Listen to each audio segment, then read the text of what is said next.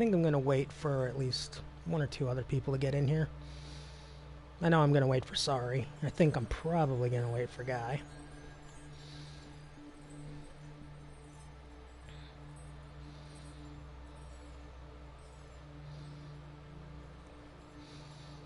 And there's Sorry. And there's Draken. Again, apologies for that. If I didn't have the internet outage when I did, there was a pretty decent chance that we could have actually done this without being bobbed.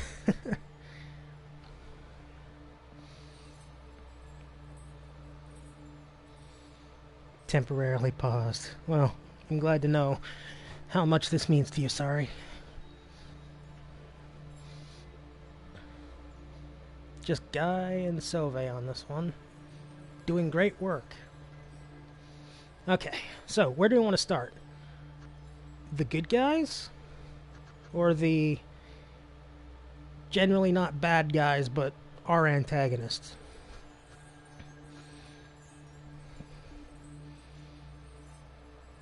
The opposing teams? Okay. Let's... The stream was over temporarily. My dad brought in food, which I had to eat. I also needed to bet horses for him, and I also needed to wash the dishes, so I took a little bit of a break. What happened to Chin Demon? You mean him? Or... Food equals good. I do agree.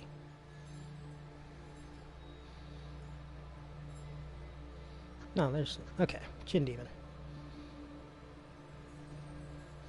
Alright, let's see. Once it became clear to Ignarius that the rites were drawing to a close, he knew that it was time for him and the Tempers to call it quits. First, he and the Tempers decided to celebrate. And they did, for many, many nights. The revelry did eventually subside. The exiles parted amicably and went their separate ways. He roamed the downside then, searching for some meaning in his life. Sometimes taking odd jobs requiring his brute strength. He never remained alone for very long, and took many lovers in his time. However, he sometimes thought about the one he had called Curly Horns, and what became of her. Daw. Though his glory days as the most powerful conductor of the rites is long since past, he always enjoyed the fearsome reputation he had cultivated at that time. Ah, fuck, the harp is not going to be on this one. Apologies, everybody. I'm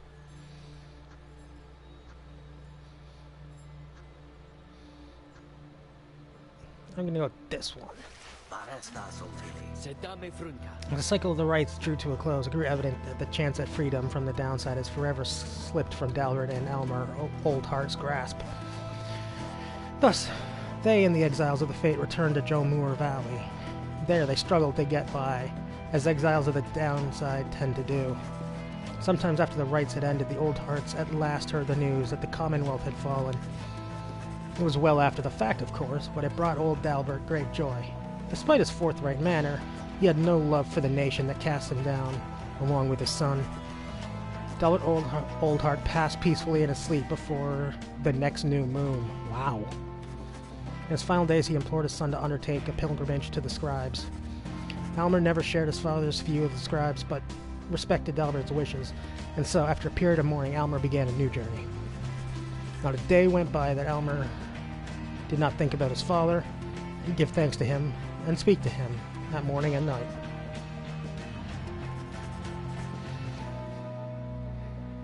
Would that the stars yet shone, for surely Dalbert would be there among them, smiling down at his son and watching over him as his kid and his kid.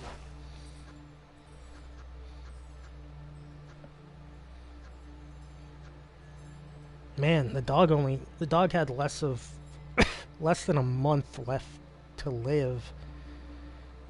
Ooh, that's off-putting.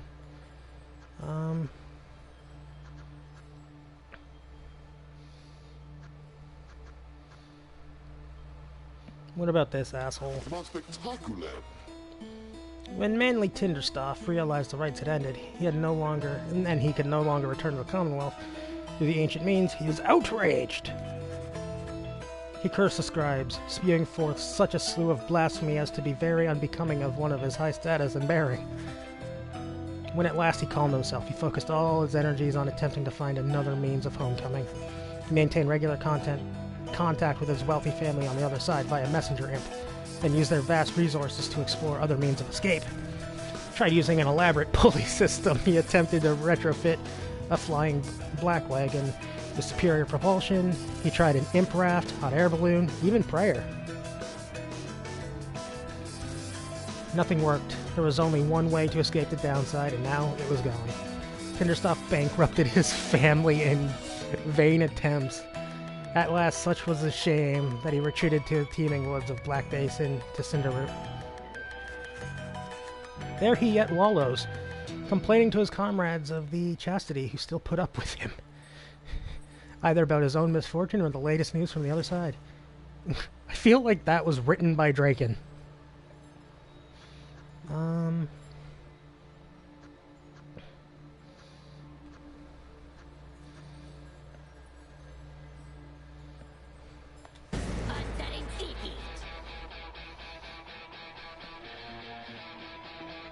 I love this song.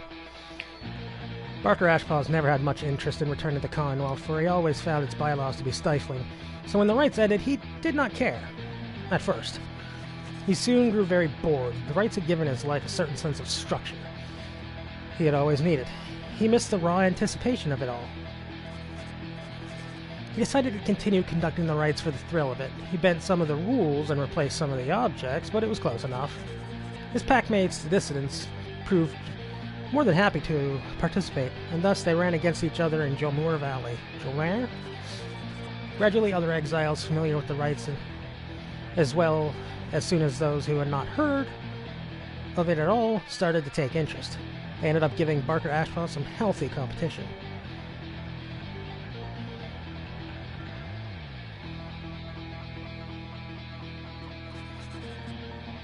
His old feud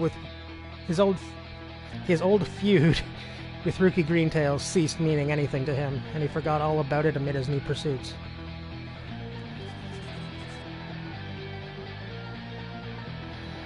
Ultimately, even Barker Ashpaws, who had led such a directionless existence at that point, found something of a calling through the rites.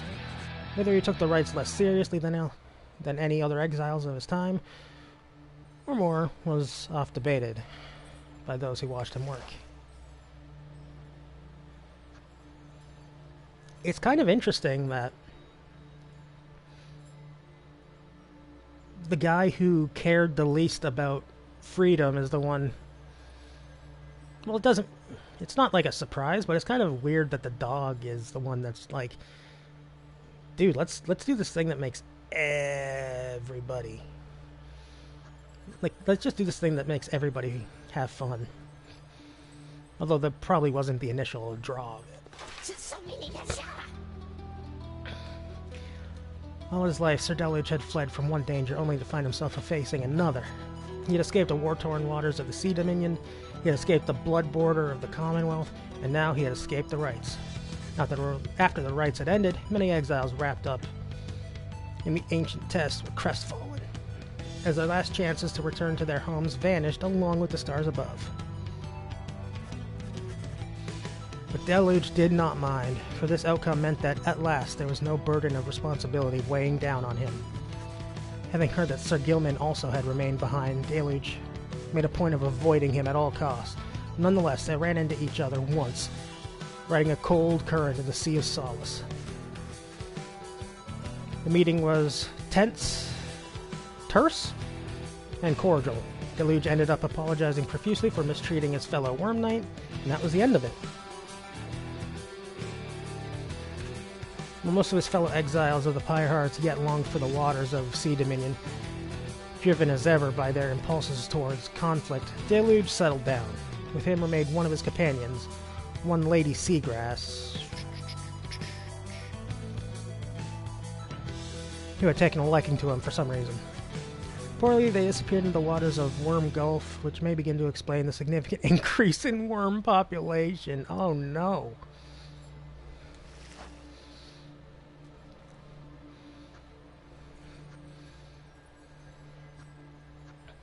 Man, when you and your right wing repopulate a part of the ocean.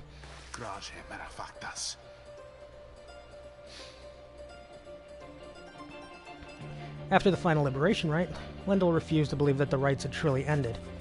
He would sit through night after consecutive night staring into the blackness of the sky, waiting for any kind of sign that he might gain another chance at freedom. No such sign ever came. His fellow accusers started to express concern for him. Survival had become their top priority once liberty had slipped from their grasp. But Lendl dismissed them as weak fools. He insisted, rather forcefully, that any evening now the stars would shine for him again and mark his way towards the inevitable freedom. He was, of course, mistaken. The others in his triumvirate were left with little choice but to abandon him. After that, the exile known as Lendl the Liar was never seen again. However, there have since been sightings of a bedraggled demon who wanders the downside and bears Lendl's cruel countenance,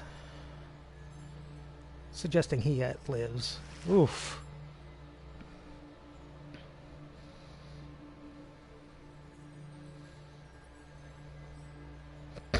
True. Maybe once human, now demon boy, if he does yet live.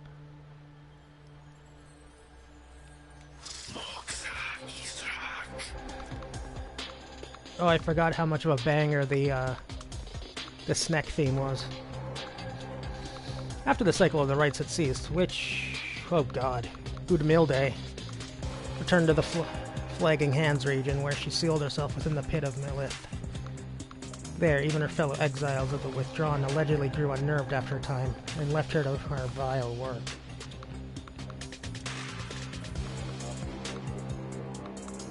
Yeah. I'm just trying to give him hope. Fictional character who might be dead. Sometimes later, the pit of Milith erupted into flames. So intense was the conflagration that it could be seen all the way from Jomur Valley. Arson was suspected. The cause was never verified, and many bog dwellers in the region were forced to flee. The tempest blowing from the north finally quenched their flames. When at last the ashes settled and the grounds had cooled, the site of the fire was scarred beyond recognition, no trace of which Udmilde had been found.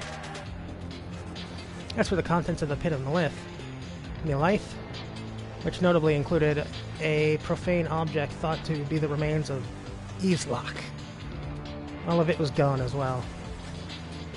Back in the Saurian Union, Udmilde's repeated threats of the return of Islak, which is just a fun thing to say, were thoroughly investigated and no credence was found in any of her claims.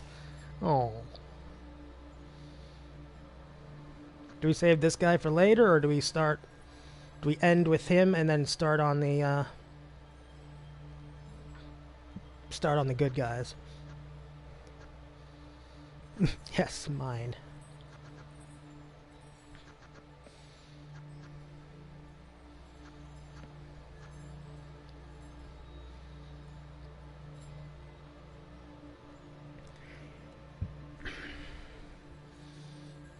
Yeah, might as well. After the shimmer pool closed for what would be the last time, Oralek looked around him in the flickering light of the Nightwing's still burning pyre. He then turned to the fall of Solayim and looked up towards the black, starless sky. He cursed the 8 scribes, then, one after the other. After that, he strode forward towards the waters coursing from the side of Mount Elodiel, and without hesitation he cast himself down. Oralek's body was never recovered. The drop from Mount Elodiel does not appear survivable, though Oralek did survive it once. That time, however, he was filled with fury. Such was the betrayal that he had suffered with his fellow exile, claimed his rightful freedom. This time, Oralek was filled with nothingness, and chose to leave the downside in one way he still knew he could. The other Nightwings who were to witness this never forgot what they saw. Ooh.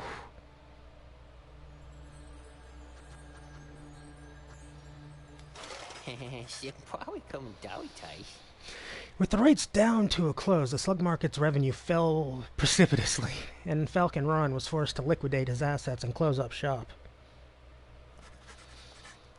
Yet, as sometimes the case with those of an entrepreneurial leaning, one sec. Apologies. This time of hardship led to an epiphany, or at least a sudden change of fortune. One day, Falcon Ron had a run-in with a messenger imp bearing news from the other side. Ron gave it to one of his remaining trinkets, which could not be sold. The following week, the messenger imp returned to him bearing a tidy sum of wealth in newly minted coinage from the Saharian Union. I guess it is the Saharian Union. Falcon Ron cut a long-term deal with the messenger imp then and there. Though his trade remained a gray area from a legal standpoint in the Saharian Union, the newfound fame and the downside caused Falcon Ron's good to explode in popularity. He later signed an elaborate agreement with Big Bertrude and found and distributed partner on the other side through Rookie Greentail, whose own business has expanded. Ooh. Especially in the Saharian Union, Falcon Ron's goods are still known for their superior quality, though he assumes no liability for any side effects. Okay, do we do these two before we do our party?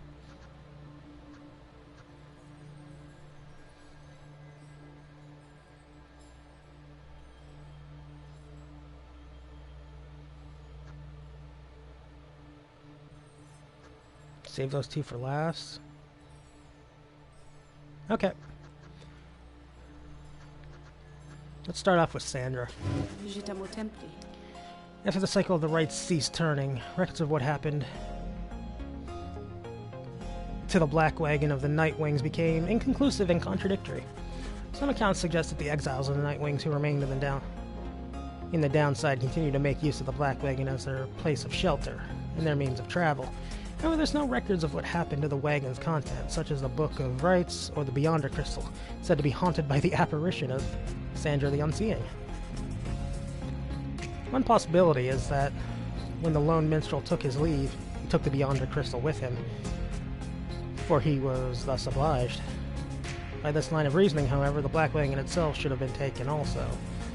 Others remain skeptical that the Beyonder Crystal ever existed, or rather that the visions that it granted were anything other than the result of active imagination or a fever dream.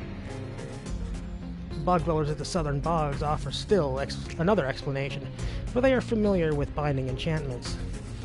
There existed just such an object in which the Sisters of the Ark had been expelled for more than 800 years, and the enchantment could have expired along with the light of the stars. What this would have meant for Sandra and the Beyonders is difficult to say for certain, other than it may have meant that they were finally released. Nevertheless, the fate of Sandra and the Beyonder Crystal remains unknown. Yet those exiles and the Nightwings who claimed to have seen this apparition all spoke of her with degrees of reverence or perhaps a little fear. That's fair. She was a sassy one. I'm going to do the people who stayed back first, and then do the ones... Tizo especially. Yeah. Poor Tizo.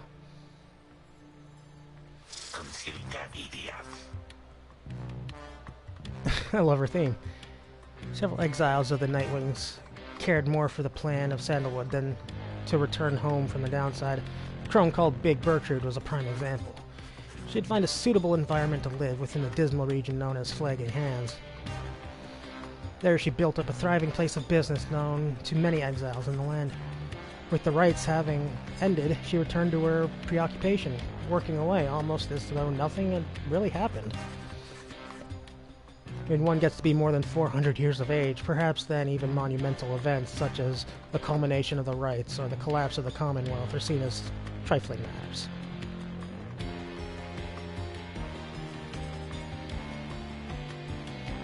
Much of her effort was doubtless due to the influence of Sandalwood, someone whom she admired now for decades.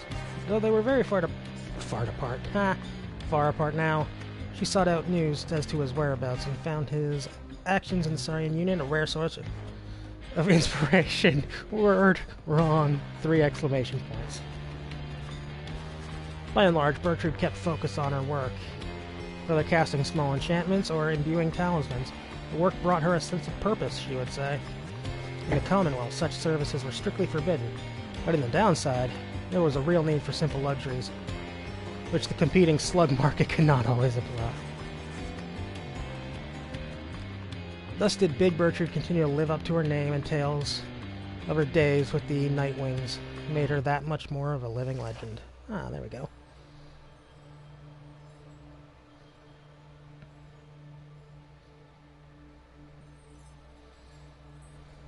You guys are mean. The Worm Knight, no, Sir Gilman, had elected to go into exile as penance for his failure to uphold his military obligations to the Commonwealth.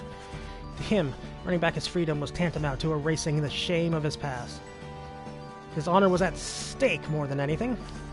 Yet when it became clear to him that he would not go free again through the rites, he readily accepted the outcome.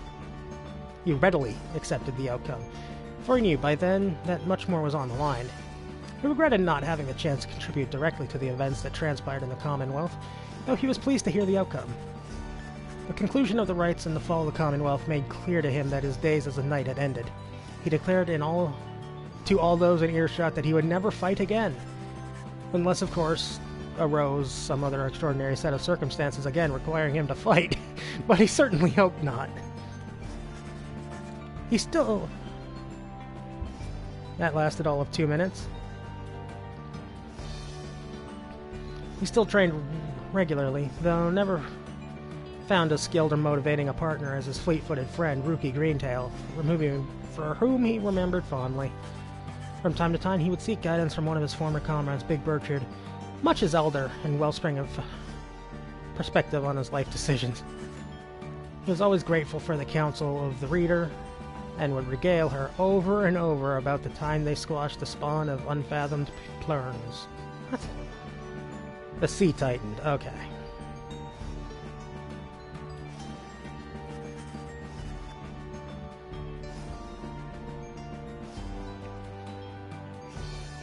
That's a good question, actually.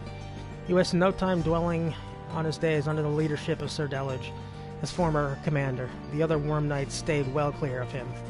Gilman never did return to his homeland of the Sea Dominion, but was content to lead a monastic life in a small residence in the hills. It was just high up enough to make him keep striving to conquer his fear of heights. Other than that, an intense daily training regimen and the occasional visit from an old companion was more than enough to keep him optimistic and engaged. He knew by then that honor was not something to be won, but a contract with oneself to be renewed each day.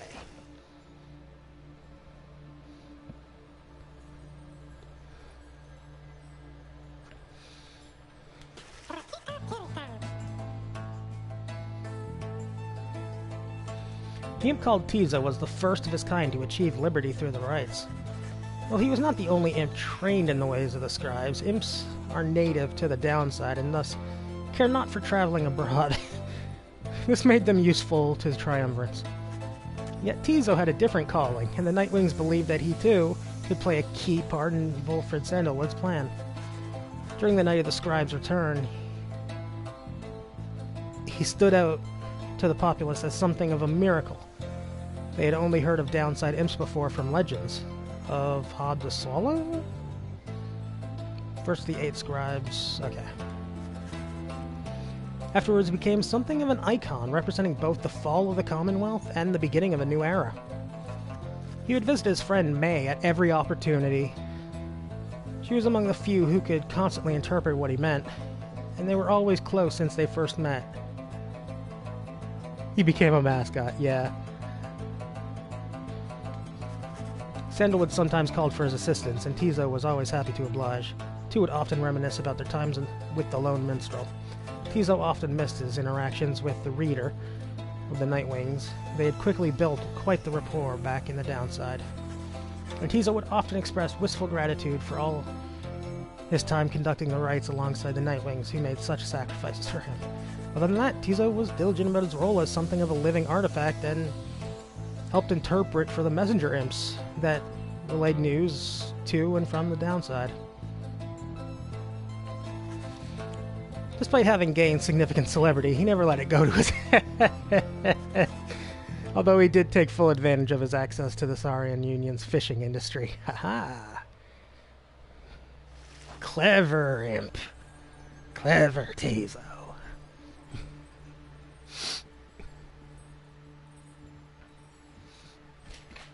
I'm gonna take a drink real quick.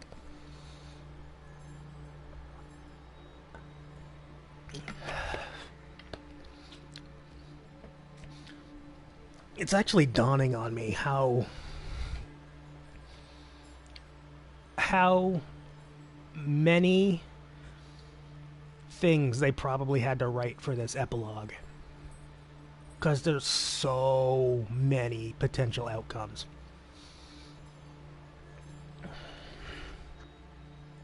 Concealed at UBS? Commonwealth has never provided a sense of home for the one they had called May the Moon Touched. So she was surprised of her return, that she was so well treated. She felt uneasy about it, and besides, she knew that she would never do her best to fulfill the pledge that she had made to her friends. Even she could not have expected the impact she would have on the events that followed, which gave rise to the Saurian Union. Despite not fitting the image of any of the 8 scribes, May nonetheless stood out alongside the others amid the teeming masses on the night of the scribes' return. She spoke of the scribes with such conviction and sincerity that the crowd were very moved. After the fall of the Commonwealth, there was renewed interest in the legend of the 8 scribes, and many new interpretations of their histories and teachings. May found herself at the center of it all. Her way of speaking continued to compel growing audiences. She swayed many people from the astralist beliefs. Soon the 8th Word, which had lost favor to the people during the reign of the Commonwealth, sought her out and asked her formally to join, and she did, right away. Among her friends, she always remained close with Tizo, who, more than anyone, could always make her laugh. She cited her relationship with Jody as the single most important in her life. Jody would always provide for her in circumspect perspective and the wisdom of experience. May always was devoted to her faith, but more so her friends. Many people in the Saurian Union cited that her gentle manner and unwavering conviction helped them brave the changing times with courage and grace. May the Prophet? Holy shit. No shower, though. Concealed Tapidias. After his liberation, Hedwyn was instrumental in the events leading to the fall of the Commonwealth. He was vital to the outcome of the plan. The peaceful outcome of the scribe's return was attributed to several key factors. One of them was the underlying ambition of the plan itself. Another was Hedwyn's visibility among the people in the streets. Identified to be a liberated exile, he was believed to be second of the 8 scribes reborn. More importantly, however, he was one of the winged harp. More importantly, however, was one of the winged harps of the Highwind Revenants accompanied him. She was later identified as Fikani Shang, a harp whom Hedwyn cared deeply. They were separated when Hedwyn was exiled. Oh!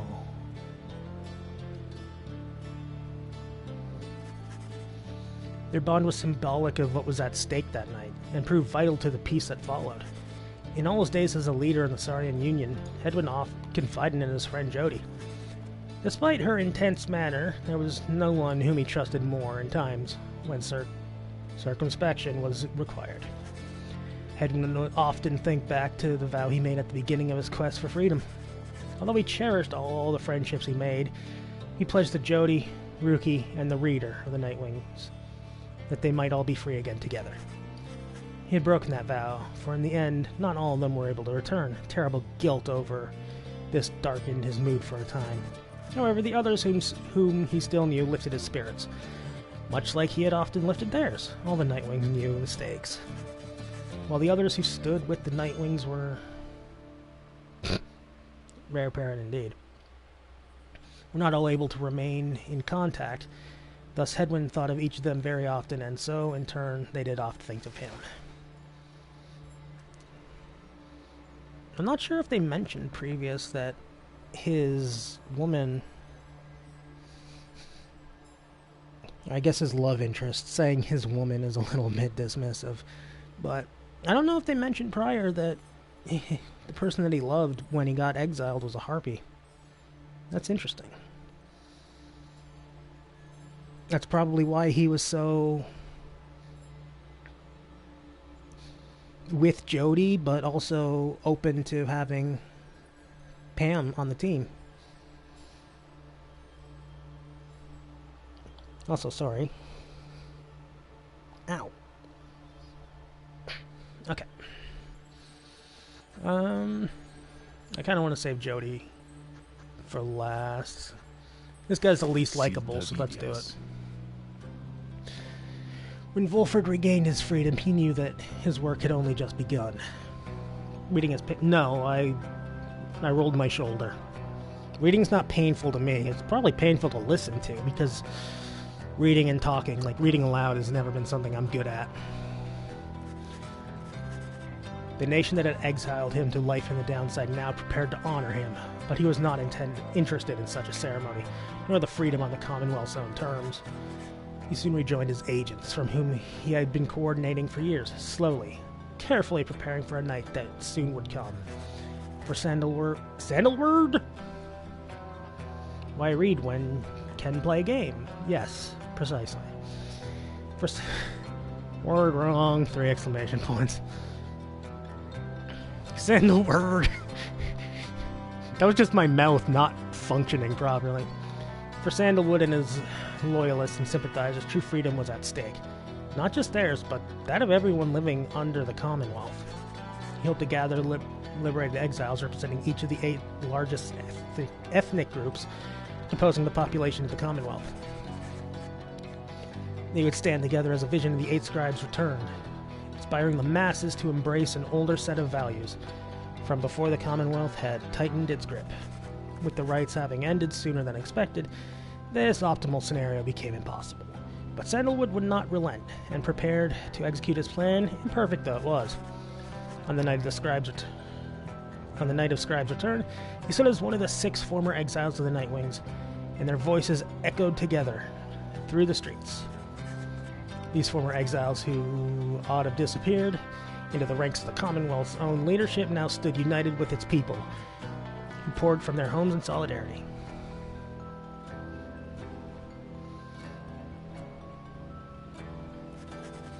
Yeah, they are different species, but I guess in this universe or in this world,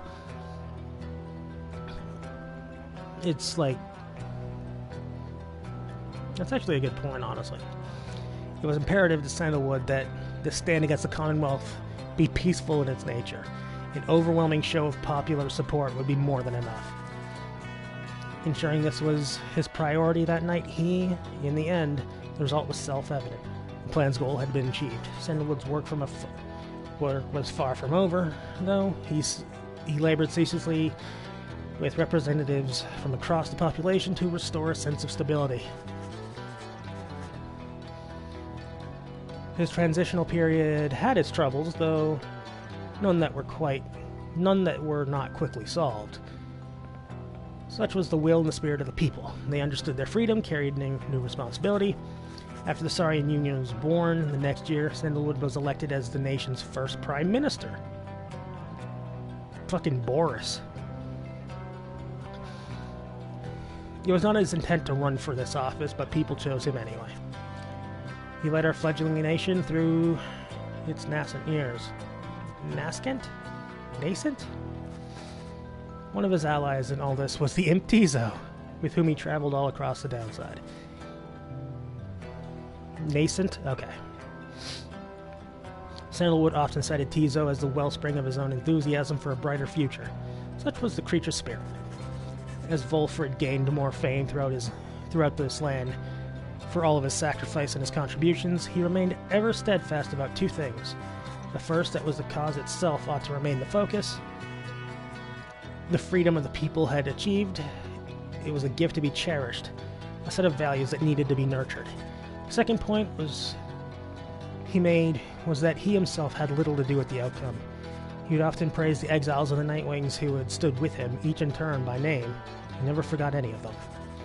One day on his birthday, the people of Sarian Union presented him with a monument depicting him and the Nightwings as imagined in their prime.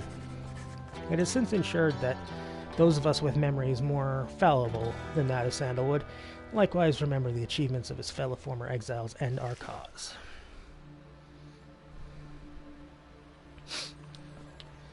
Man, you guys are finding out why it took me like fucking 2.5 years to finally finish this fucking game.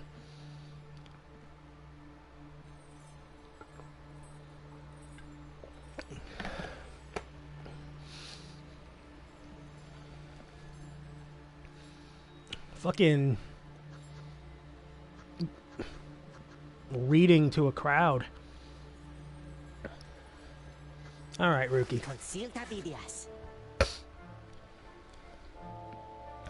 After Rookie earned back his freedom, he returned to a lavish welcome ceremony in the Commonwealth, as was the tendency for liberated exiles.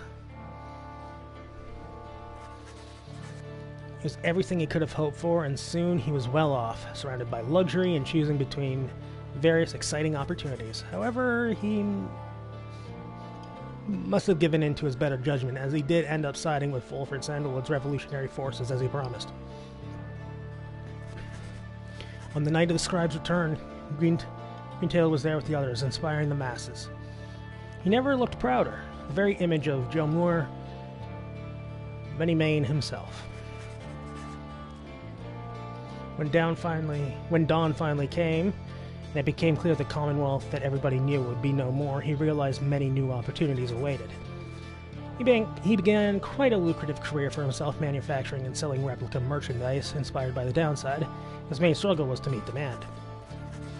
An aspect of his conscience cautioned him against making light of such a thing, but the money was too good, and soon his family was well off, as he always said. It is a great mustache. For a dog, yes. One of his orders of business was to seek out one of his old companions, Tamitha Thane, to whom he took a liking to during their quest for freedom. They bonded further over love of drink, and supported one another through uncertain times that lay in store. Greentail always did his best to keep in touch with all of his many friends, and knew that he owed his fortunes to them. He made a special point of staying close with the group of his friends he came to know so well during his time with the Nightwings, wherever they were. They shared a special understanding that put even Greentail at a loss for words sometimes.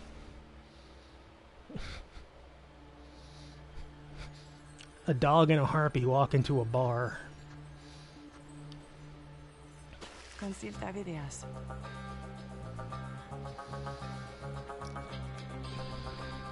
After regaining her freedom, Tamitha Thane found herself in a difficult position.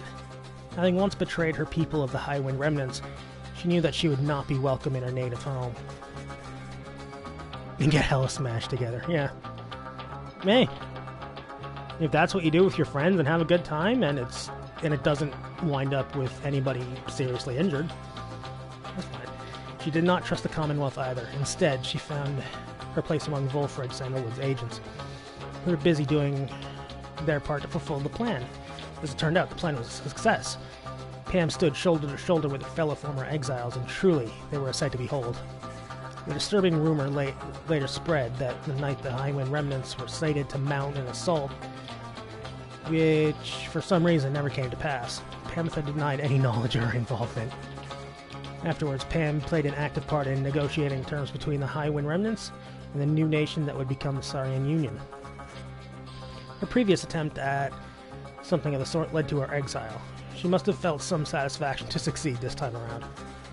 Sometime later, Panther had an unexpected run-in with Rookie Greentail, from whom she had spent a fair amount of time while traveling with the Nightwings. Under these new set of circumstances, it turned out the two had more to talk about, and rather more in common. They would often put to test which one was able to outdrink the other.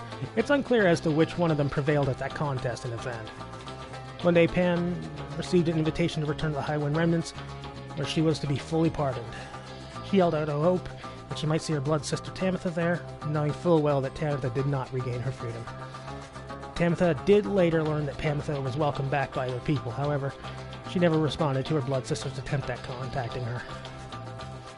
Pam, in return, did not expect forgiveness from her at any point. Nonetheless, she kept on trying to reach her, she said, to ruffle up her feathers just a bit.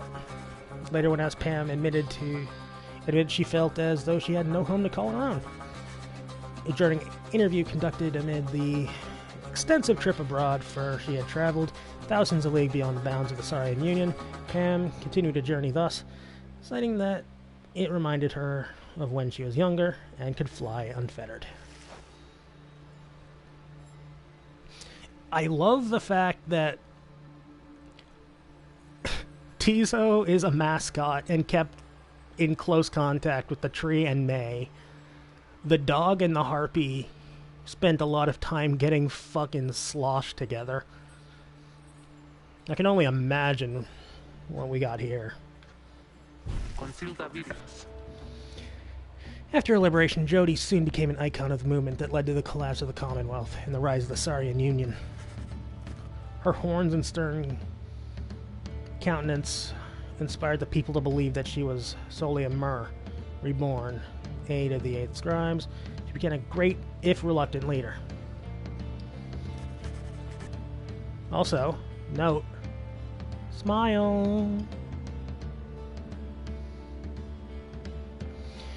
In the uncertain times that followed, Jodie's seasoned expertise often came into play both in matters of security and of state. For instance, she conscripted and trained a team of volunteers in public safety. The community did not know what to make of such a cordial bunch at first, but soon came to value their service. They have stood for the people ever since, and we celebrate their founding day each year. She remained close to Hedwyn all throughout this experience, and they supported each other through their struggles many, many times. She kept an eye on May, who nonetheless demonstrated a surprising knack to get by on her own, though Jodie was always willing to provide assistance just in case. She never settled down with anyone, although from time to time she thought about Ignarius despite herself. Continued training on her own, a regimen that grew stricter with each passing year. There were those who sought to train with her, and she sometimes obliged. There remained one other constant in her life. She would always remember the day among the Nightwings, and with fondness for the most part. Okay. I love Jodie. Jodie is my favorite character in this game. Who first? Celeste or this cheeky bard? I guess Spoony Bard would be the proper joke. Lady first? Alright. Oh, we're... okay. They're a two-pack. After the cycle of the rites ceased turning, the lone minstrel bade the remaining Nightwings take the Black Wagon and seek their fortunes elsewhere in the downside. Their parting was heartfelt but brief. He remained there at the summit of Mount Elodiel with Celeste, where the two of them would chronicle the final outcome of the cycle.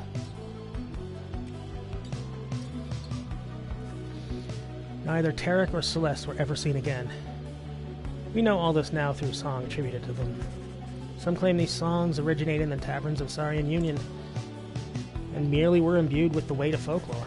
However, exiles liberated from the downside corroborated each other's claims of having met this duo that presided over the liberation rites. Another folktale suggests the minstrels were heralds of the scribes. Having fulfilled their obligations, they departed the world we knew and joined their patrons. One of the famous songs described another, simpler outcome, that the two gave up their duties to the rites in favor of a life that they could share together. In any case, they are likely to remain the subject of such verses and such songs, for it was they who watched over the rites and ushered in our times.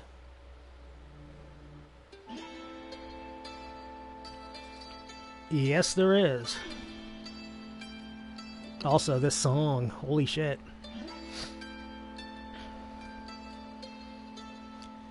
The Nightwings conducted the rites under the guidance of a reader. Little is known of her. However, some accounts of her begin to paint a picture. We know she was of common birth. Always directionless, but prone to misremembering at times. Yo, this song. A journey to the downside left her close to death. Ooh. It was then that the Nightwings found her. Oh, yeah, okay. Fair enough. They brought her from the brink. She showed them the path. She pressed onward with the others. She had made a vow to help her friends be free. Thus did the cycle of the rites commence its final turns. When the final rite arrived, the reader's freedom was at stake. In the end, however, she remained in exile. From that point on, accounts of her diverge. It is said the voice which troubled her she never heard again. Some say she opted for a place to settle in the downside. Though whether that's true, only she knows. Someday, perhaps that reader's own star shall emerge, and it shall pierce the dark of night in all of its brilliant glory. Until such a time, and ever after, all of us give thanks. Their journey began on a barren waste where the reader arrived, afraid and alone.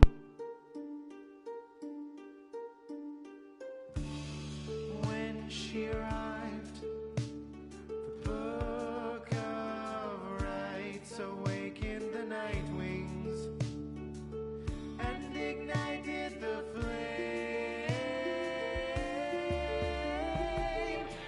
They follow the stars bound together, strands in our brain till the end. We sing of the last of the Nightwings who, having broken the cycle, shall live on in song. Headwind prevailed and strode the path that his heart laid before him. He has found his way home.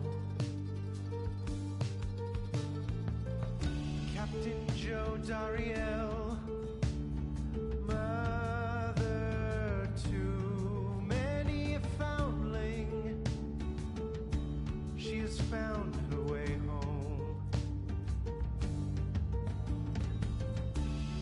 Rookie Greentail has proved his worth and returned to his family by the grace of the scribes.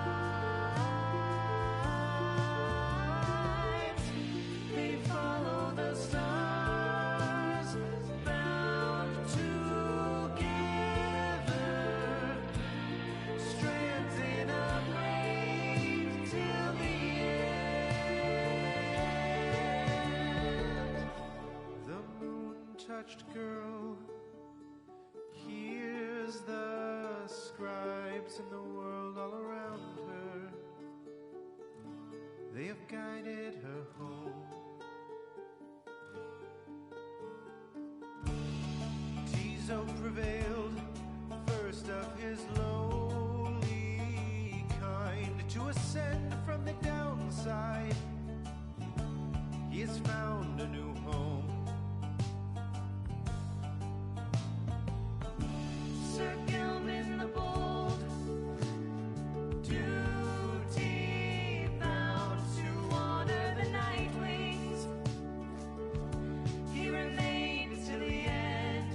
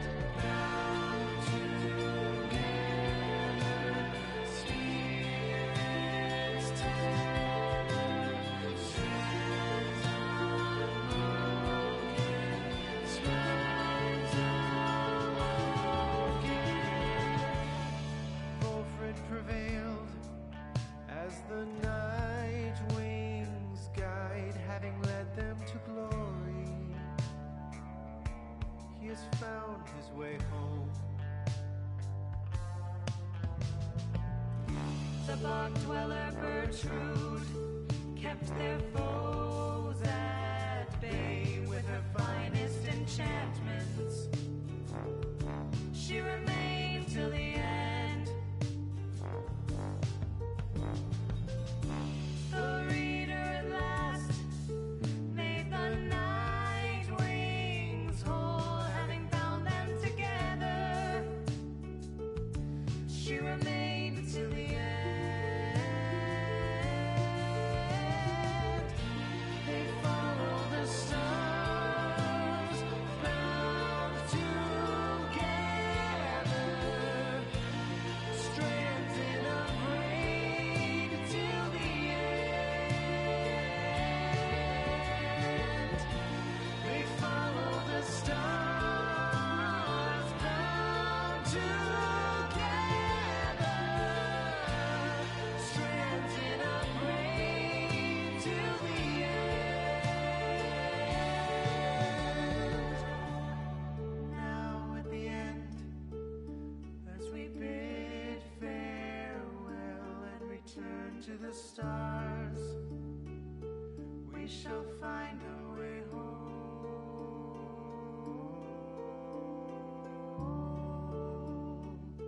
We shall